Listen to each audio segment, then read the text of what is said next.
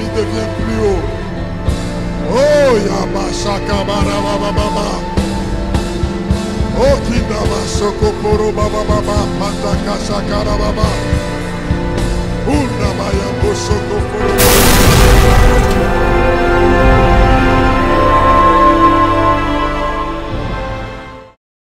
Soit loué. Oh, merci Jésus. Bien-aimés dans le Seigneur, vous tous qui nous suivez, soyez bénis partout où vous êtes. J'ai hâte et j'ai envie de partager ces rhémas, ces révélations du Seigneur, parce que je sais qu'elles vont bouleverser la vie de plusieurs. Et cette parole du Seigneur que nous allons partager, je suis convaincu qu'elle va changer à perpétuité la vie de tous ceux qui vont bien la suivre. Dieu nous a mis à cœur depuis un temps de tourner et de retourner ce message de la libération des nations par l'Église. La libération de l'homme en le poussant à la repentance par le renouvellement de son intelligence. Vous avez peut-être déjà suivi, entendu tout ce que nous avons développé sur la loi du sacrifice, qui est comme la prémisse ou comme les prémices de toute abondance et de toute vie de succès. Mais quand tu as eu l'abondance, quand tu as eu le succès, qu'est-ce qui reste après que tu sois parti? Qu'est-ce qui reste? Je voudrais que nous puissions soutenir notre attention et je prie que l'Esprit de Dieu nous aide à maîtriser ces révélations sur l'importance de léguer un héritage à la succession. Waouh! L'importance de léguer un héritage à la succession. Ce message est important parce que un succès sans successeur est une autre forme d'échec. Suivez ce message. Nous allons en reparler. Élève-le, élève-le, élève-le. Merci Jésus.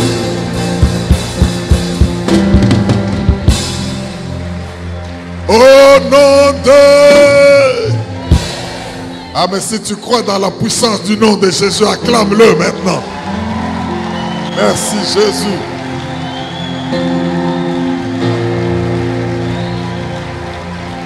Je pouvais danser devant le nom de Jésus parce qu'il me fait beaucoup de bien. Merci Seigneur.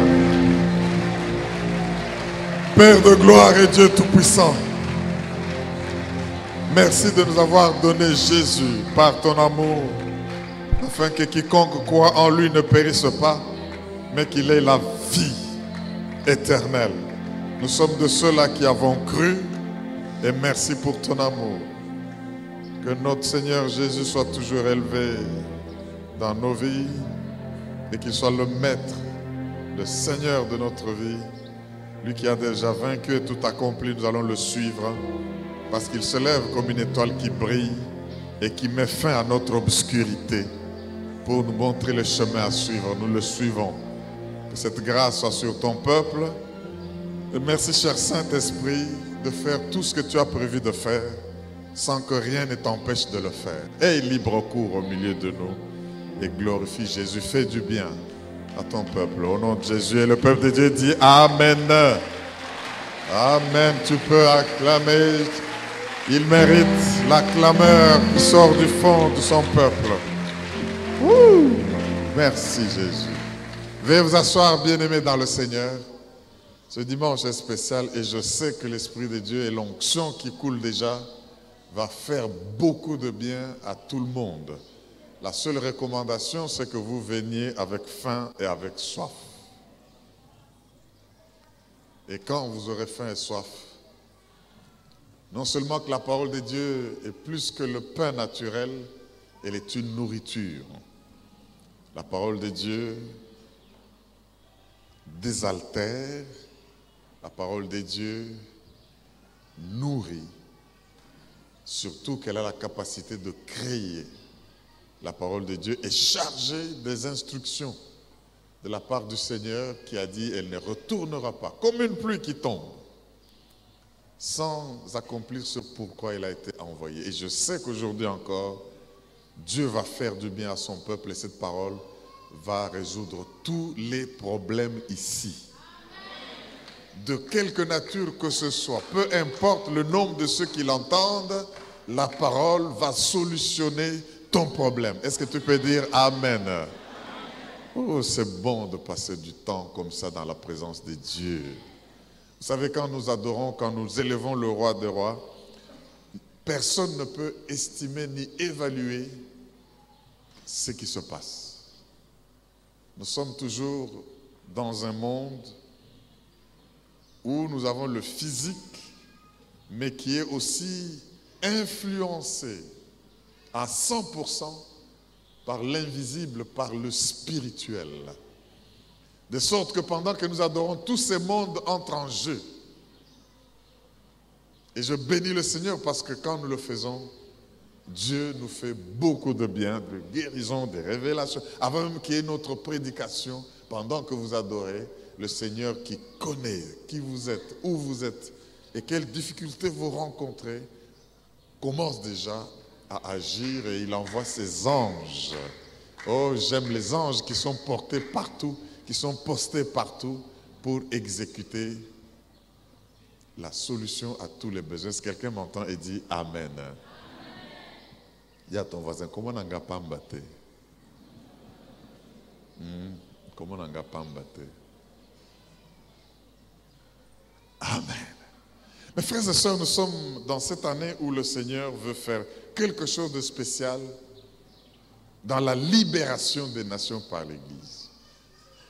Cette vision, comme nous l'avons entendu dans les annonces, l'émanation de l'ordre suprême du Seigneur qui nous demande d'aller et de faire des nations des disciples, au fait de les délivrer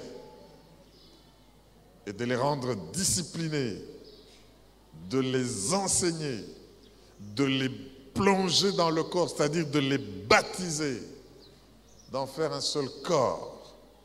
Et il promet pour dire, je serai avec vous. Alors le Seigneur, sachant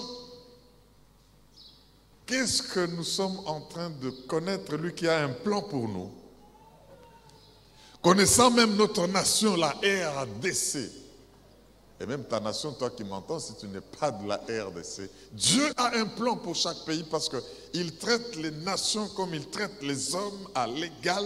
Ce sont des personnalités. Il a le plan de délivrance, le plan de salut. Chaque fois que vous parlerez de Jésus, comprenez qu'il y a eu besoin d'une solution.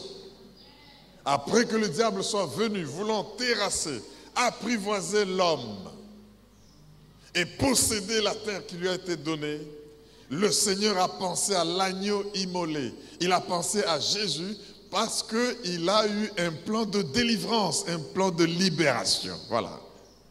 Jésus.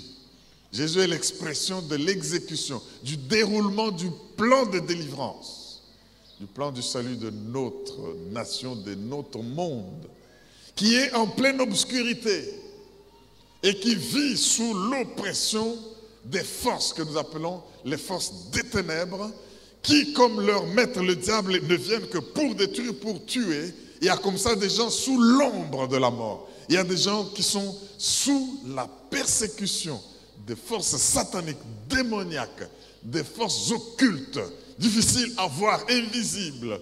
Mais le Seigneur dit, allez, faites des nations libérées. Renouvelez l'intelligence. Et mes frères et sœurs, ne suivez pas ce que vous voyez. Le plan de Dieu pour la libération, la délivrance est déjà à exécution, est déjà mis à l'œuvre. Celui qui le croit dit Amen. Savez-vous que quand Moïse, qui était envoyé pour libérer, était déjà né et dans le panier flottant sur le Nil, le peuple d'Israël souffrait et pleurait toujours. Sans savoir que nous sommes maintenant à une phase où le plan de délivrance du Seigneur va s'accomplir. Savez-vous que quand Jésus était venu au monde, le peuple d'Israël souffrait et pleurait toujours. Pendant que Marie souffrait avec la grossesse, se déplaçait sans savoir vraiment où Elle va accoucher, enfanter. Le peuple pleurait, gémissait après autant d'années, sous l'obscurité. Mais il ne pouvait pas s'imaginer qu'il y a déjà le déroulement de la nouvelle phase d'assaut pour la délivrance du plan du Seigneur. Et je sais que pendant que nombreuses sont des personnes qui pleurent, qui s'agitent, qui se posent même la question, cette nation, cette famille, cette entreprise, est-ce que vraiment ça va marcher? Oh, j'aimerais vous dire qu'il y a déjà une prophétie en train de s'accomplir. Il y a déjà un plan de délivrance. Si tu le crois, acclame pour le plan de ta délivrance. Acclame pour le plan de ton salut. Acclame pour le plan de ta libération. Le Seigneur ne dort pas, il ne sommeille pas, il est derrière sa parole pour l'accomplir. Et ce qu'il a promis, il va le réaliser. Quelqu'un m'entend pour dire Amen. Ça, c'est important. C'est pour cela que le mois dernier, nous avons vu la loi du sacrifice. Je ne veux pas me mettre à la rappeler. Mais nous avons retenu une chose, c'est que si tu veux avoir plus que ce que tu possèdes, sacrifie ce que tu possèdes. Meurs à ce que tu possèdes. Tu veux aller plus haut, lâche ce qui est plus bas. Il faut lâcher quelque chose pour obtenir quelque chose. Et il n'y a rien comme abondance, il n'y a rien comme prospérité, il n'y a rien comme multiplication, il n'y a rien comme libération s'il n'y a pas des gens prêts à consentir des sacrifices. Si Dieu n'avait pas sacrifié son Fils unique, il n'aurait pas eu l'Église. Il n'aurait pas eu plusieurs fils. Il serait resté toujours avec un Fils unique. Mais comme il voulait l'abondance, la multiplication, et il a compris que cette loi ne l'épargne pas, il faut sacrifier. Oh mon Dieu! Mais il faut qu'il y ait des gens prêts à cela si nous voulons libérer les nations. Jésus est l'exemple. Il a quitté son trône. Il a quitté ses honneurs d'être Dieu. Adoré. Fait inférieur même aux anges. Il a accepté ça. Pour que toi et moi soient sauvés. Et nous devons comprendre que c'est là le secret du pouvoir de la libération. Tu veux que ta famille soit sauvée? Qu'est-ce que tu es prêt à sacrifier en sa faveur? Mais quand tu as l'amour, parce que pour libérer, il faut aimer ce qu'on veut libérer. On ne peut pas prendre le risque pour quelque chose ou pour quelqu'un qu'on n'aime pas. Bon, on ne va pas rentrer là-dedans.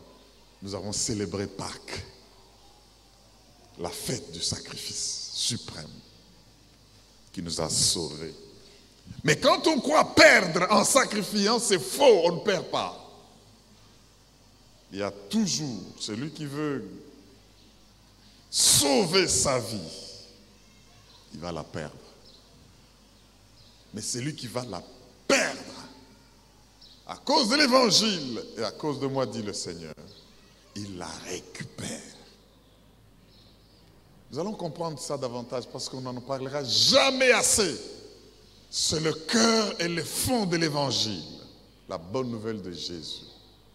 Mes frères et sœurs, ce mois, Dieu nous donne un thème qui me passionne encore beaucoup. Est-ce que vous pouvez dire Amen? Quel thème? L'importance de léguer un héritage à la succession. Je crois que vous allez être excités comme moi. L'importance de léguer un héritage à la succession. Est-ce que quelqu'un m'entend et dit Amen?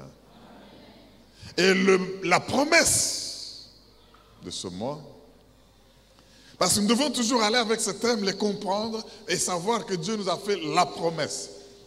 Et ces promesses n'annulent pas les promesses précédentes. Les promesses de Dieu sont cumulatives et s'accomplissent Alléluia. La promesse de Dieu, c'est que vous êtes pêcheurs de poissons. Suivez-moi. Et je ferai de vous pêcheurs d'hommes. Ça, c'est encore un appel pour libérer. Vous ne libérez pas ceux que vous n'avez pas pu pêcher comme des poissons. Suivez-moi et je vous ferai. Et là, ça m'a fait comprendre qu'avant de pécher, il faut être fait pécheur. Waouh! Et le Seigneur était conscient de cela pour libérer. Ok, lisons le texte. Allons dans Matthieu chapitre 4. L'évangile de Matthieu, chapitre 4. Nous allons lire du verset 12 au verset 25. C'est l'un des textes de base liés à ce thème. Je le rappelle, l'importance de léguer un héritage à la relève. Nous allons parler de ce que nous pouvons appeler la loi du legs, la loi de l'héritage, la loi de la succession. Si vous oubliez cette loi, même si vous réussissez à faire quelque chose avec impact pendant votre génération, après vous, ça va mourir. Ça, c'est bon, c'est très bon. Pour pérenniser la libération des nations, il faut comprendre l'importance non seulement de libérer, mais de faire que cette libération se pérennise, soit durable. Et pour qu'elle soit durable, parce que tu vas passer, je sais qu'il y aura un après toi, il faudrait une succession. Waouh, ça c'est bon. Matthieu 4, verset 12 à 25. La Bible dit ceci: Jésus, ayant appris que Jean avait été livré, se retira dans la Galilée. Quand vous allez méditer et reméditer, tout le mois nous allons tourner et retourner ce texte. Vous allez vous poser la question de quel est le lien qu'il y a entre Jean et l'action que Jésus va poser maintenant. Mais j'aimerais déjà vous le dire. Jean est celui qui est venu annoncer celui qui venait. Jean est celui sur qui a été l'esprit d'Élie pour tourner le cœur des fils au Père. Et le Père au Fils, parce que c'est de Père en Fils que le lait se fait, la succession se fait, l'héritage se donne. Et quand ces deux cœurs ne sont pas retournés, même un grand acte reste ponctuel, sans durer dans le temps. Wow, mais est-ce que Jean est livré? Mais écoutez ce qui se passe. Verset 13 de Matthieu 4. Il quitta Nazareth et vint demeurer à Capharnaüm, à Capernaum si vous voulez, situé près de la mer, dans le territoire de Zabulon et de Nephtali. 14. Enfin, pourquoi est-ce qu'il a quitté et il est allé s'installer là? Verset 14 donne la réponse. Afin que s'accomplisse ce qui avait été annoncé par Ésaïe le prophète. Qu'est-ce qu'Ésaïe le prophète avait dit? Verset 15. Le peuple de Zabulon et de Nephtali. Moi, je préfère aujourd'hui engendrer le peuple de Kinshasa et de toute la RDC. Je peux ajouter le nom de ma famille, de tout ce que je veux comprendre dans cette mission de libération. Le peuple de Zaboulon, si vous voulez, de Nephtali, de la contrée voisine de la mer, du pays au-delà du Jourdain,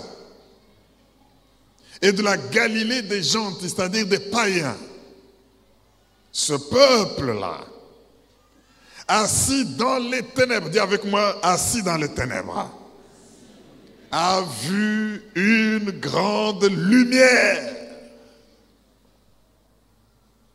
Alléluia. Ça, c'est le prophète qui est en train de dire, hein, c'est Ésaïe qui dit, c'est une citation, un rappel d'une prophétie.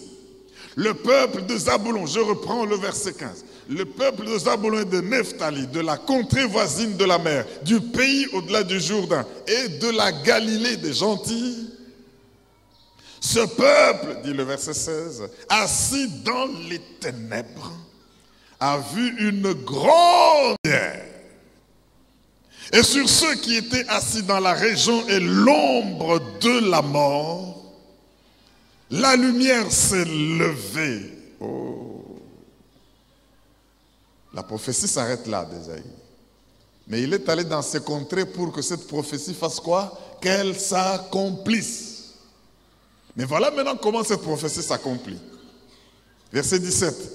Dès ce moment, quel moment? Où Jean, le messager de la repentance, est livré. C'est lui qui est venu mettre fin à un grand moment d'obscurité entre l'Ancien et le Nouveau Testament, pour que Matthieu commence entre les 400 ans d'obscurité des ténèbres où Dieu ne parlait plus, où Dieu ne se révélait plus. C'est le début du Nouveau Testament quand l'Ancien est terminé. Avec Malachie, qui se termine de manière dangereuse en disant le Seigneur va retourner le cœur des pères. Parce que si vous ne savez pas régler les relations père-fils, la succession est coupée. Et c'est ce que le diable aime faire pour qu'il fasse régner son ténèbre. 400 ans sont passés. Bien-aimés, ne manquez pas la chef des... Parce que c'est aussi le moment où Dieu, pour participer à la libération des nations, va tourner le cœur des uns aux autres, les pères qui sont en train d'agir maintenant et les fils qui vont continuer quand les pères ne seront plus là, qui aussi devront... Oh mon Dieu, ici, il est parlé de la relève, il est parlé de léguer quelque chose. Maintenant, comme Jésus a vu que Jean est livré, il dit, il m'a passé le bâton. Maintenant, il comprend que cette prophétie va s'accomplir du prophète Ésaïe. Et qu'est-ce qu'il fait? Verset 17. Dès ce moment, Jésus commença à prêcher et à dire, renouvelez votre intelligence et soyez transformés. Bon, il est dit dans quel terme? Comme Jean-Baptiste, répentez-vous. Il fait le relais de ce qu'était le message de Jean-Baptiste. Répentez-vous car le royaume des cieux est proche. Comme il marchait le long de la mer de Galilée, il vit deux frères. Simon appelé Pierre et André, son frère.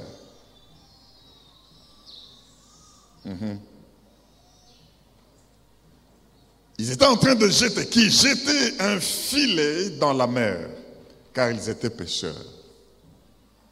Il leur dit, suivez-moi, et je vous ferai pêcheurs d'hommes.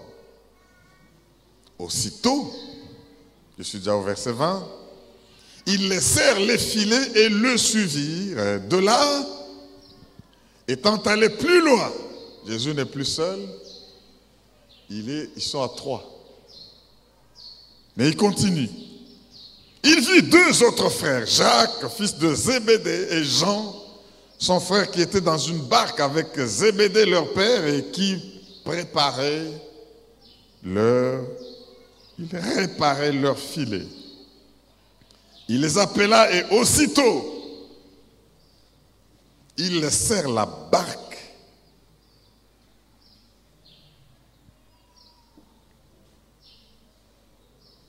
Aussitôt, ils laissèrent les filets et le suivirent. De là, Je recommence le verset 20 de Matthieu 4. Aussitôt, ils laissèrent les filets et les suivirent. 21. De là, étant allé plus loin, il vit deux autres frères, Jacques, fils de Zébédée, et Jean, son frère, qui était 21, 22. Il les appela et aussitôt ils laissèrent la barque et leur père et le suivirent. Jésus parcourait toute la ville, toute la Galilée et enseignant dans les synagogues. Bon, on va continuer la lecture. Je préfère arrêter là. Parce que c'est un texte qui va nous accompagner pendant tout ce temps. Bien-aimés, quand j'ai lu ce texte, peut-être que vous vous demandez, mais qu'est-ce que cela a à voir avec la loi de l'héritage ou l'importance de léguer un héritage à la succession? Jésus est notre modèle. Jésus est celui qui est venu agir tel que si nous découvrons, s'il nous donne les révélations de la manière dont il a agi, vous vous rendrez compte et vous comprendrez pourquoi, plus de 2000 ans, sans avoir laissé un livre écrit de sa main, sans avoir enseigné dans une grande université et produit des érudits, son mouvement, l'Église, a tenu contre tous les vents et marées de l'histoire qui ont voulu l'écraser. Mais le secret, c'est quoi? Sa mission était de libérer. L'Esprit du Seigneur est sur moi, il m'a oint pour guérir le cœur brisé, pour libérer les captifs. La mission de libération qu'il nous a aussi confiée. Mais Jésus était conscient qu'il y aura un après lui dans la chair. Alors il s'est dit, qu'est-ce que c'est que j'ai commencé va devenir après moi? D'où l'importance d'avoir une succession, de lever, de léguer un héritage. Alors comment je comprends ça ici? La Bible dit quoi? Si vous suivez ce texte de près, vous allez vous rendre compte, Jésus prêche, dès qu'il a appris que Jean est livré, celui qui prêchait le message de la repentance est livré, qui baptisait est livré, ça veut dire qu'il n'y aura plus, il prend le bâton, il prend la flamme, il commence à prêcher le même message du renouvellement de l'intérieur, de la repentance si vous voulez. Mais la Bible dit, voilà, et dès qu'il finit de prêcher, il est conscient que ce que je fais ici, si je ne le fais que moi seul, ça va mourir avec moi si je meurs. Je dois déjà sélectionner, trier, avoir des personnes que je veux faire. Et quand je les aurai fait, même si je ne suis pas là, ils vont continuer cette mission. Ils vont me succéder. Est-ce que quelqu'un peut dire Amen? Donc, je voudrais que nous comprenions ce principe que nous trouvons dans ce livre de Matthieu pour la libération ou pour le leadership. Nous comprenons une chose, le libérateur ne s'isole pas de ceux qu'il veut libérer. Le libérateur va auprès de ceux qu'il veut libérer. Ça, c'est un. Deuxième principe. Ton œuvre sera appréciée par la manière dont elle va se comporter quand tu seras plus là.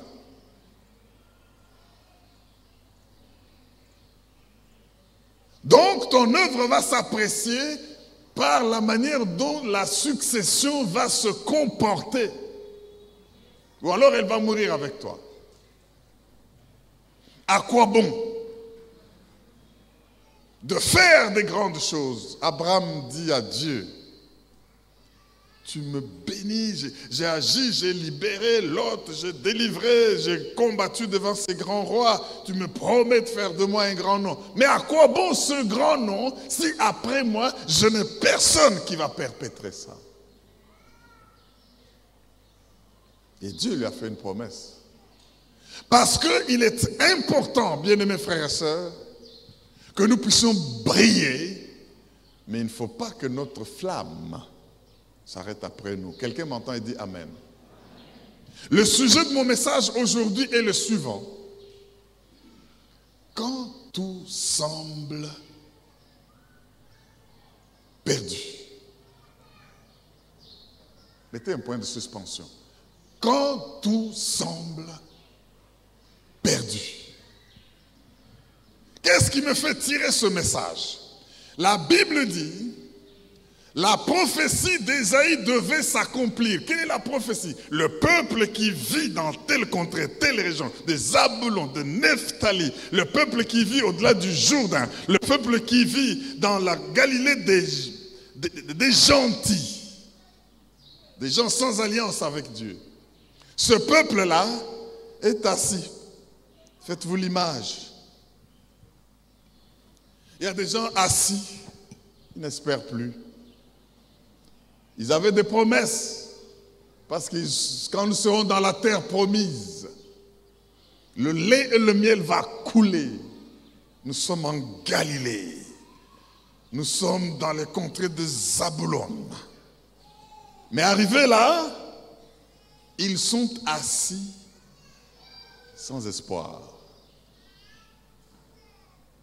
Ils sont assis sous l'ombre, non, dans la vallée de l'ombre de la mort. Ils sont assis, la Bible dit, dans l'obscurité. Pour eux, tout est fini. Pour eux, tout semble fini. Mais le prophète a prophétisé. Qu'est-ce que le prophète a dit? Sur le peuple qui est dans la vallée de l'ombre de la mort, qui est assis dans les ténèbres. Ce peuple-là voit une grande... Oh, acclame pour la lumière. Il voit une grande lumière. Alléluia. Si tu as compris, cette prophétie, elle va s'accomplir dans ta vie.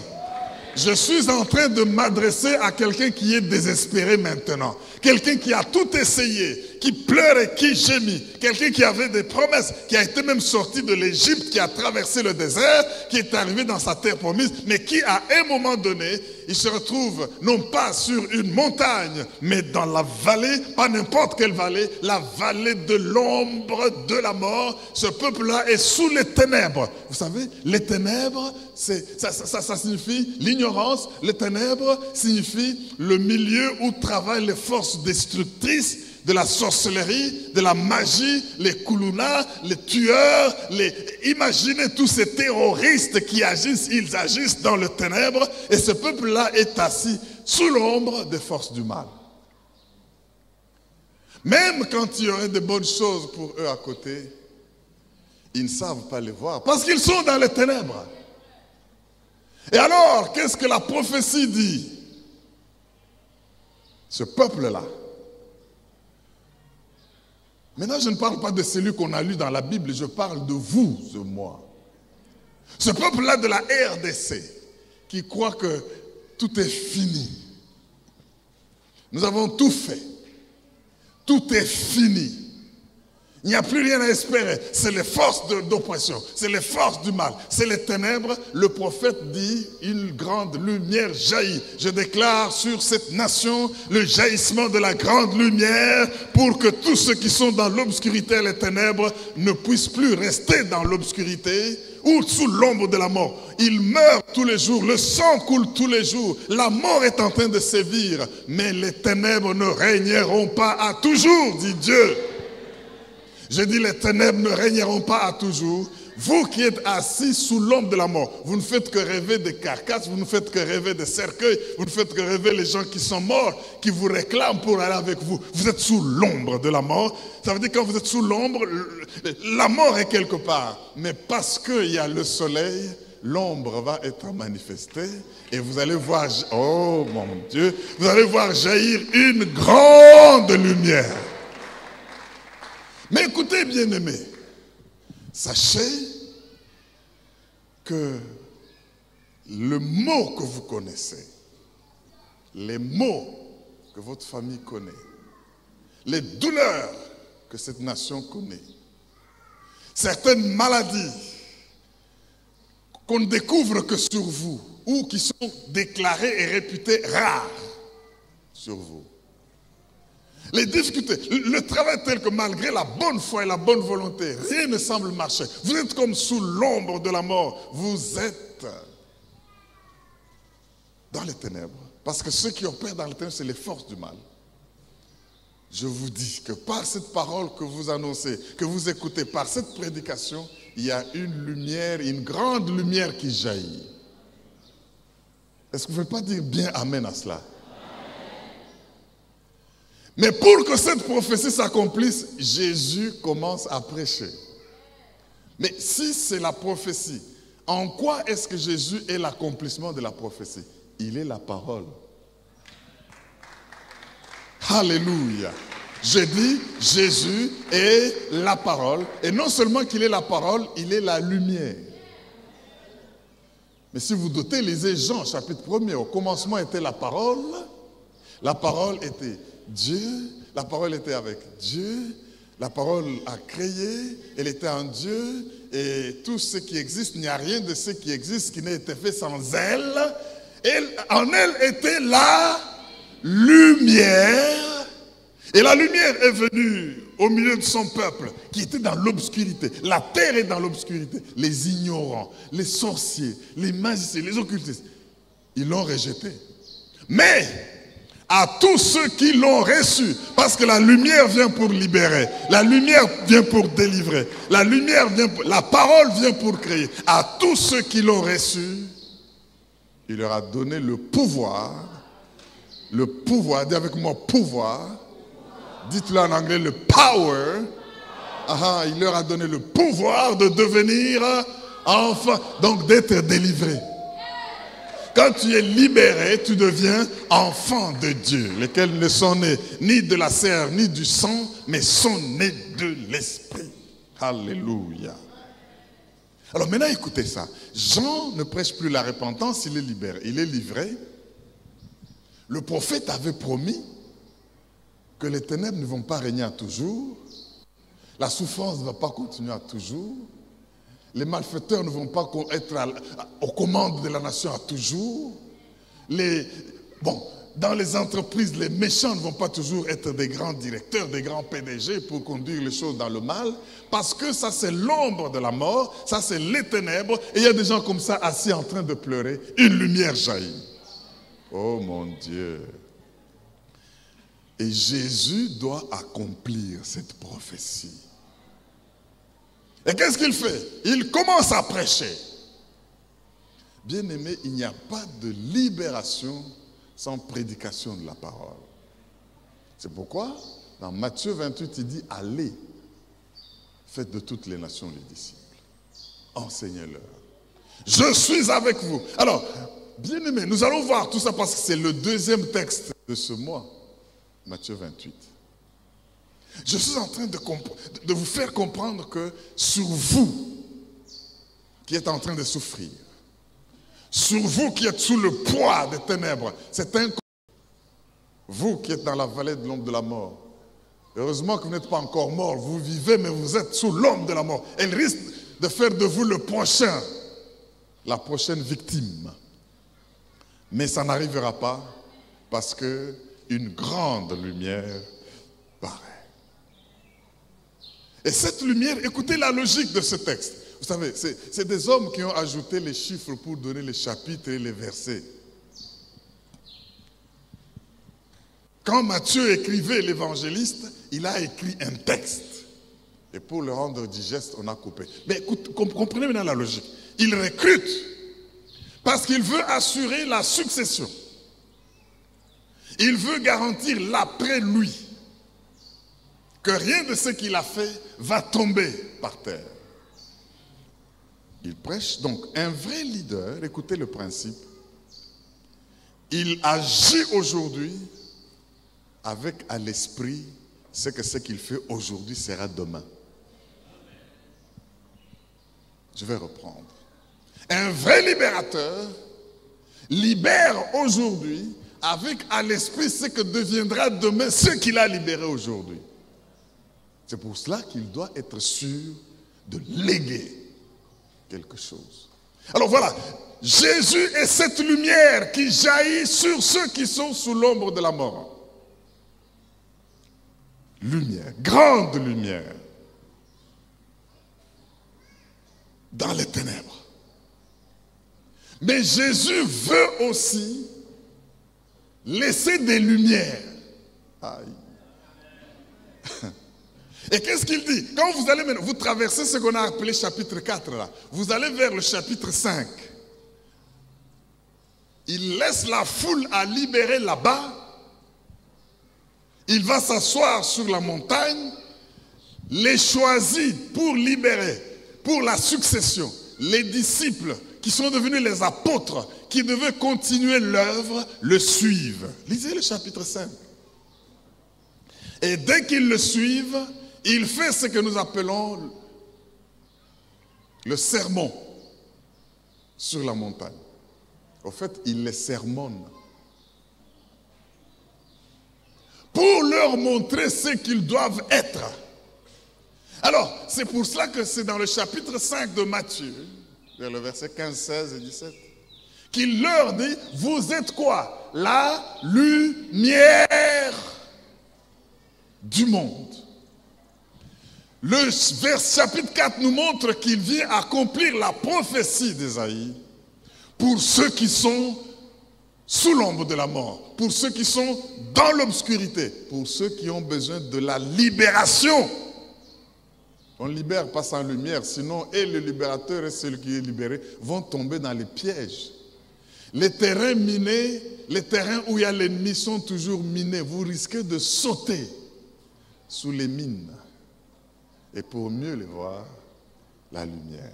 Alors il dit, je suis cette lumière qui accomplit ce que le prophète avait dit, mais je ne veux pas que ma lumière s'éteigne. Je recrute, je vous fais pécheurs, je vous fais lumière, je vous fais ceux qui libèrent les autres. Et il dit, vous êtes le sel de la terre.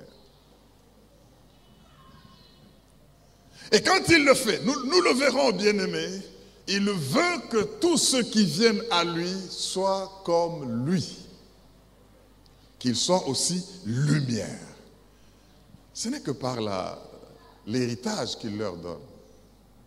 Alors maintenant, tous ceux qui sont menacés par la mort, menacés par la maladie, menacés par les malédictions, ils sont en train de craindre la mort tous les jours. Quand ils dorment, ils tressaillent, ils ont des cauchemars, parce que la vie n'a pas le sens et d'autres finissent par se suicider.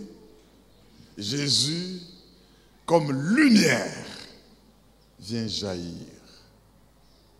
Bien-aimé, la lumière apporte quoi?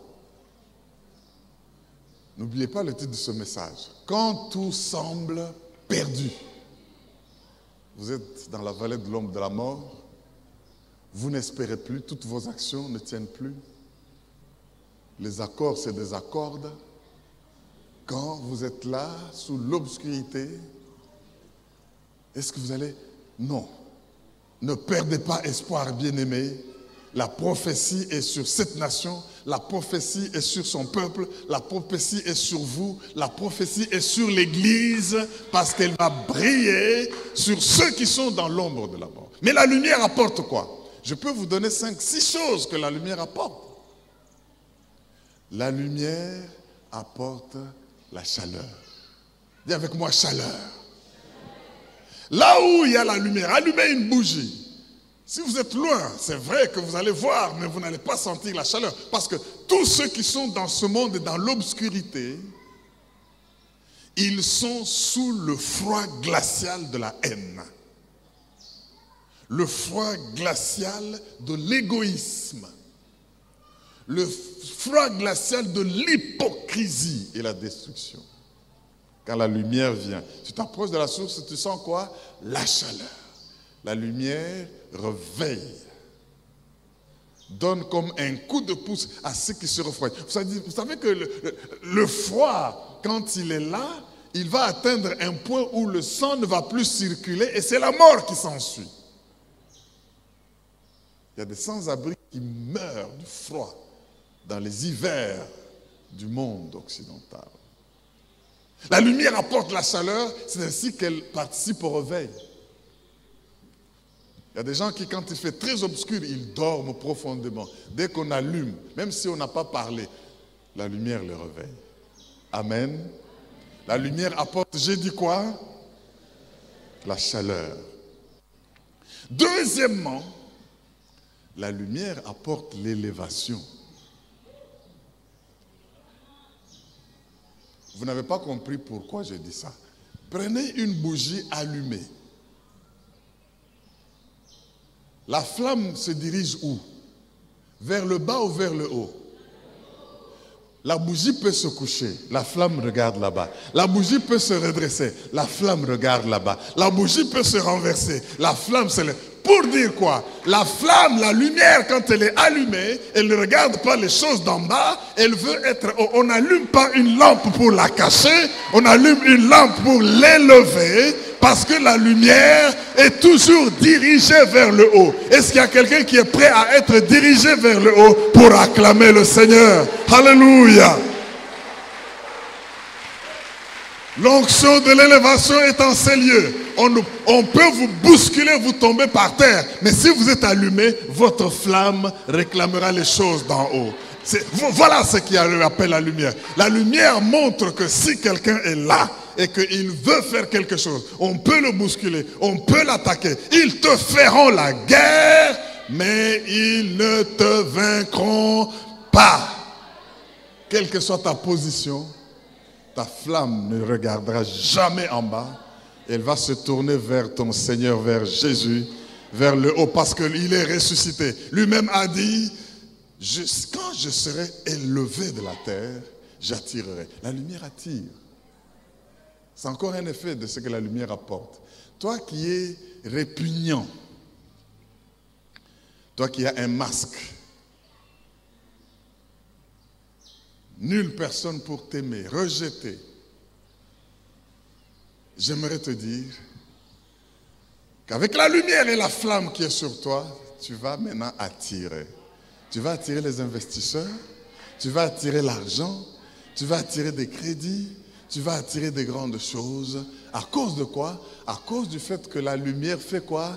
Attire! La Bible dit dans Ésaïe 60, verset 1, lève-toi et brille. Pourquoi? Parce que sur toi, la lumière de l'Éternel est là, elle paraît, et à ton aurore, les rois marcheront. Tu vas attirer. La lumière apporte quoi encore? La lumière apporte le sacrifice. Quand les sacrifices, les gens se taisent. Mais dites amen, je vous dis comment. La lumière, prenons l'exemple de la bougie. Vous l'allumez. Pour qu'elle éclaire, la bougie se consume. Elle fond jusqu'à mourir, jusqu'à finir. Pourvu que les autres voient. L'importance de la succession, c'est que quand ta flamme te consumera et que tu te fondras comme cette bougie, qu'une autre bougie ait été enflammée par ta flamme, et elle va continuer. Oh mon Dieu, celui qui veut sauver sa vie, il la perdra. Mais celui qui la perdra à cause de moi, il la retrouvera. Laisse-toi consumer pour éclairer les autres que tu es venu libérer. Ça va te coûter. Tu peux même perdre la bonne santé du fait de cette passion. Tu peux perdre de tes biens. Tu peux perdre beaucoup de choses. Mais si une graine qui tombe en terre ne meurt, elle reste seule. Ça parle de la succession, de l'héritage. Non seulement la lumière apporte le sacrifice, mais la lumière apporte la joie. Celui qui libère apporte la joie. Imaginez ces personnes qui sont assises sous l'ombre de la mort. Ils sont dans l'obscurité. Dans l'obscurité, ça veut dire que leur situation est comme la situation de Genèse 1. Dis Amen. Genèse 1, c'est quoi? Au commencement, Dieu créa les cieux et la terre. La terre était comment? Informe. Dis à ton voisin, tu es la terre. Même si tu es bien parfumé, tu es la terre. Et tu retourneras où? Parce que tu es... Alors, au commencement, la terre était informe et tohu bohu, vide.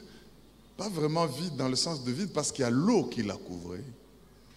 L'obscurité, comme ces gens qui sont dans la vallée de l'ombre de la mort, qui sont dans l'obscurité, au commencement, c'était comme ça après ce déluge. Quelle est la première chose que Dieu a faite? Dieu dit que quoi? Que la lumière soit.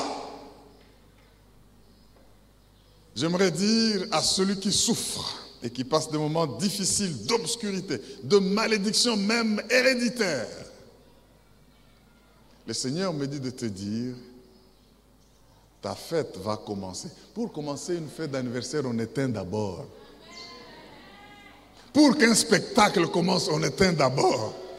Si Dieu a permis que tu sois sous cette obscurité, que tu sois sous cette vallée de l'ombre de la mort, c'est parce que le spectacle de ta vie va commencer.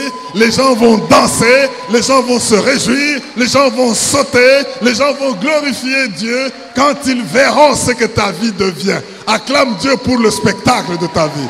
Ta vie a commencé son spectacle par la puissance du Saint-Esprit. Est-ce qu'il y a quelqu'un pour dire Alléluia? Tu ne peux pas bouger, toucher la main de 2, 3, 4 personnes. Le spectacle de ta vie va commencer. C'est pourquoi tu souffres maintenant. Le spectacle a commencé. Ne t'en fais pas de cette ténèbre, de cette lumière.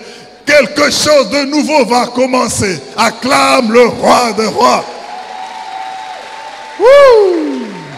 Alléluia. Ne pleure pas trop parce que tu es dans la vallée de l'ombre de la mort. Ne gémis pas parce que tu es sous les ténèbres. Dieu voit. Et il sait que maintenant la lumière va jaillir. Et cette lumière jaillit. Qu'est-ce que la lumière apporte encore? Non seulement la joie, la lumière apporte la paix. Vous savez, quand vous êtes dans l'obscurité, vous soupçonnez tout, vous avez peur de tout. Mais quand cette bougie s'allume, elle est calme, elle est pacifique. Même quand elle se fond, elle se dissout, elle est claire. Et les gens autour sont dans la joie. Les gens autour n'ont pas peur de l'envahisseur. Parce que l'envahisseur, il ne travaille que la nuit. La lumière apporte encore quoi? Je crois que le plus important, c'est que la lumière apporte non seulement le logos, mais le réma. La lumière apporte la révélation. Tu peux être assis à côté, il y a à manger là, mais tu ne vois pas parce que tu es dans l'obscurité. Tu peux être assis à côté de l'eau dont ton fils a besoin. Si tu es comme Agar dans le désert, tu pleures et tu veux même mourir. Tu dis, je laisse mon bébé, je ne veux pas le voir mourir. Mais parce que tu ne sais pas qu'il y a de l'eau quelque part. Tu peux être là.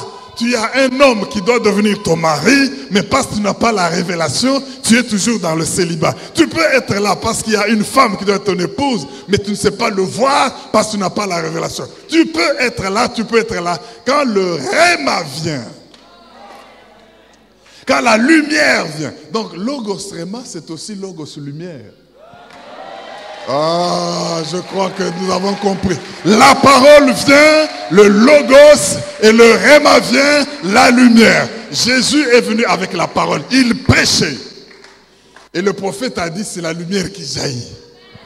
Et cette lumière jaillit dans la vie de quelqu'un. Je dis que cette lumière jaillit dans la vie de quelqu'un. Tu as été sous l'ombre de la mort, de la magie, de l'obscurité.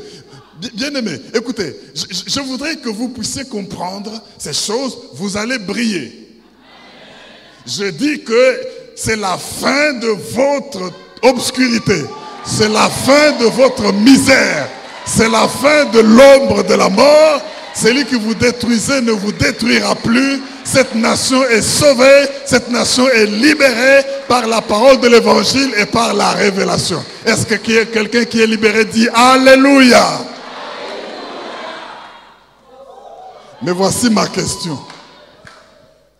Quand tu seras si bien béni, qu'est-ce qui vient après? J'aimerais vous montrer des gens qui ont travaillé à la libération. On va arrêter là. On continuera tout ce mois. Qui ont délivré le peuple. Comme cette mission noble que Dieu donne à Logos Réma, à tous ceux qui croient à ce message. Allons dans Juge chapitre 10. Juge, c'est le livre des libérateurs. Hein, après Moïse, après Josué, après tous ceux qui ont travaillé, le Seigneur a libéré avec les juges. Ouvre ta Bible dans Juge chapitre 10.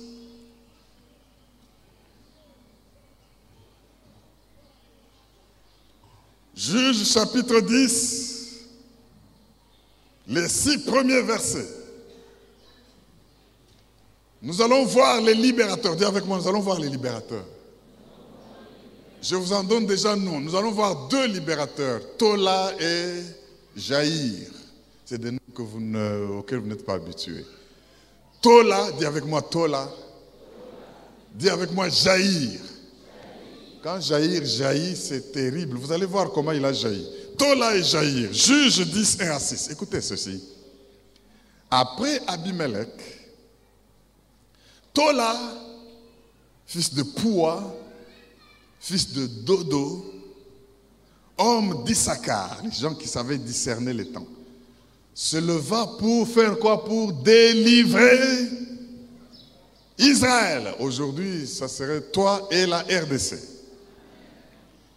Il habitait à Shamir, dans la montagne d'Éphraïm. Il fut juge en Israël. Il est à l'exécutif. Il juge, il préside, il a tous les pouvoirs pour libérer le pays.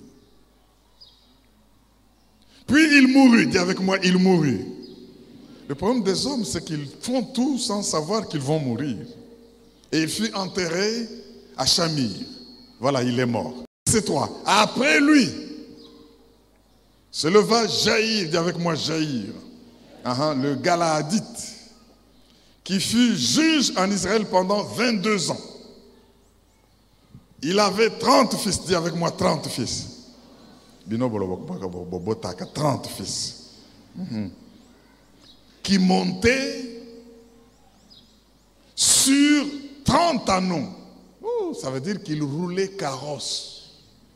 Les anneaux, c'était les Rolls-Royce de leur temps. Et qui possédait, oh quelle richesse, 30 villes, appelées encore aujourd'hui bourg de Jaïr. Il n'y a pas que Johannesburg, il n'y a pas que Loulouabourg, mais il y avait aussi Jaïrbourg. Alléluia. Et situé dans le pays de Galade, et Jaïr mourut, dis avec moi Jaïr mourut, et fut enterré à Camon, verset 6. Les enfants d'Israël firent encore ce qui déplaît à l'Éternel. Ils servirent les Baals et les Astartés, les dieux de Syrie, les dieux de Sidon, les dieux de Moab, les dieux de Fistamon et les dieux de Philistins. Et ils abandonnèrent l'Éternel et ne le servirent plus. Bien aimé, ça c'est triste. Tola et Jaïr, des grands juges, des grands libérateurs. Ils viennent, ils libèrent Israël. Ils implantent des villes. Ils engendrent des fils. Mais après eux, vous savez, si vous ne veillez pas à la succession, votre œuvre va mourir avec vous. Les voilà que les enfants d'Israël étaient bien quand ils étaient vivants, c'est bon. des grandes villes, des enfants qui roulent carrosse, qui impressionnent tout le monde. Les voisins, les Philistins, les Moabites, tout ce monde-là ne peuvent pas s'approcher parce que Israël est libéré par des juges puissants. Mais qu'est-ce qu'ils ont fait pour qu'après leur mort, le peuple reste attaché à Dieu et qu'il continue? Voilà ce que cela fait quand on n'a pas travaillé la succession. Et la succession n'est pas assurée, c'est de la peine perdue. C'est pour cela que le Seigneur veut que ce message pénètre d'abord la grande foule et la grande masse et que les enfants de Dieu s'approprient de leur flamme pour aller briller dans le milieu des ténèbres parlementaires. Vous donnez des grands gouverneurs, vous donnez des grands généraux, mais que ce soit des gens qui travaillent avec une succession assurée et avec une majorité assurée. Et levez-vous pour acclamer le Dieu qui va chasser les ténèbres. Oh, acclame le roi. Tu peux faire mieux que cela. Je dis que tu peux faire mieux que cela. Alléluia. Au nom de... Et comme le Seigneur sait ça. Mais si Moïse est né et qu'il doit d'abord faire 40 ans chez Pharaon, il fera 40 ans pendant que vous pleurez. Mais il est déjà né. La libération, la personne clé par laquelle elle va avoir lieu, qui va apporter la lumière au milieu des ténèbres est déjà là. Jésus est né. Il fuit avec sa mère en Égypte, il fuit ici, il ne sait pas où naître, il est dans le mangeoire et tout ça. Le peuple pleure, il dit, mais que devenons-nous? Où est ce Dieu dont nos pères n'ont pas? Mais entre-temps, le peuple ne sait pas voir qu'il y a un enfant qui devra atteindre jusqu'à 33 ans et demi. D'autres vont mourir. Mais Dieu veut s'assurer que son peuple est prêt. Est-ce que tu ne peux pas dire merci Seigneur? Je déclare que le mécanisme de ta délivrance est déjà lancé. Je déclare que ton obscurité ne va plus durer. Je déclare que tout ce qui te fait souffrir, maintenant une lumière va jaillir. Parce que Jésus est celui qui vient t'éclairer. On t'a vu ridicule, on t'a vu sous l'ombre de la mort.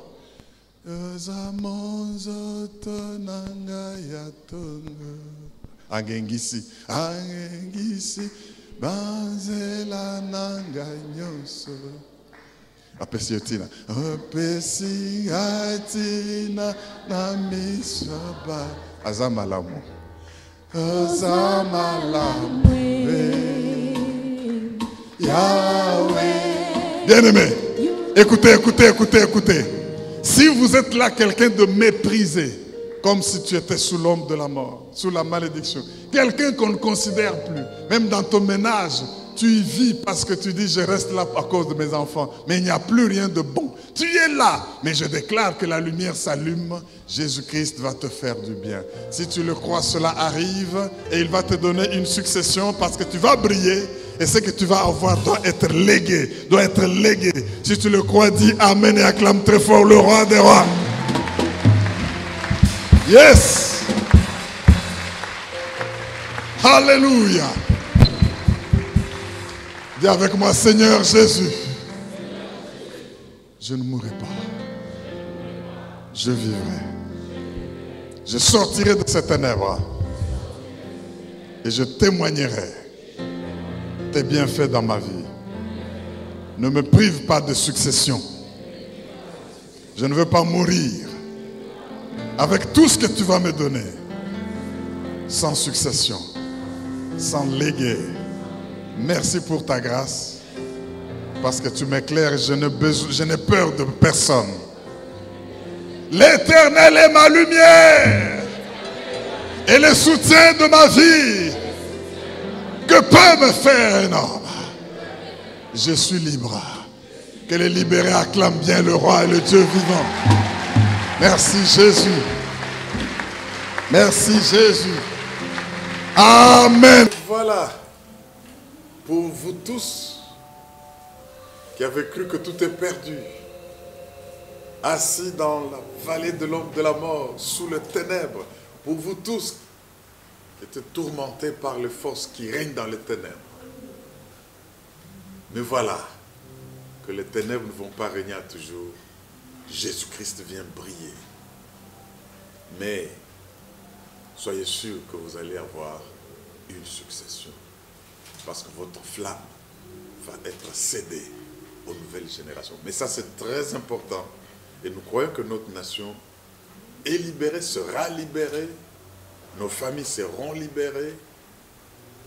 Le Seigneur va agir, il agit déjà, il nous éclaire. Mais il veut que quand il va actionner la dimension supérieure, que nous puissions savoir assurer une relève. Oh, c'est très important. Que le Seigneur vous bénisse. Et je crois que vous êtes conscients maintenant que vous n'allez pas être comme Tola ou comme Jaïr pour que votre succès meure avec vous. Que le Seigneur vous bénisse. Tenons bon, le Seigneur est au rendez-vous. Invitons d'autres témoignants de Jésus-Christ. Et c'est de cette manière que les régimes vont se renverser. Je ne vais pas terminer sans vous inviter à nous joindre à Logos Rema. Nous sommes sur l'avenue Sayo dans la commune de Kasavubu à Kinshasa. L'église Logos Rema. Tous les dimanches, nous avons 3 cultes. Le premier culte est en Lingala. Il commence à 7h30. Dès qu'il est fini, 9h30, 9h45, nous commençons la Sainte Seine. Et avec la Sainte Seine, nous faisons la transition vers le culte en français qui se termine à 12h30. Les après-midi, toujours les dimanches, à 17h, nous avons notre service en anglais. Oh, ne manquez pas, tout est fait pour que tu n'aies pas de raisons de ne pas servir Dieu, ni à cause du temps, ni à cause de la langue. Venez, travaillons à la libération des nations par l'Église de l'homme, par le renouvellement de son intelligence. Que Dieu vous bénisse et vous donne une succession. À la prochaine. Merci.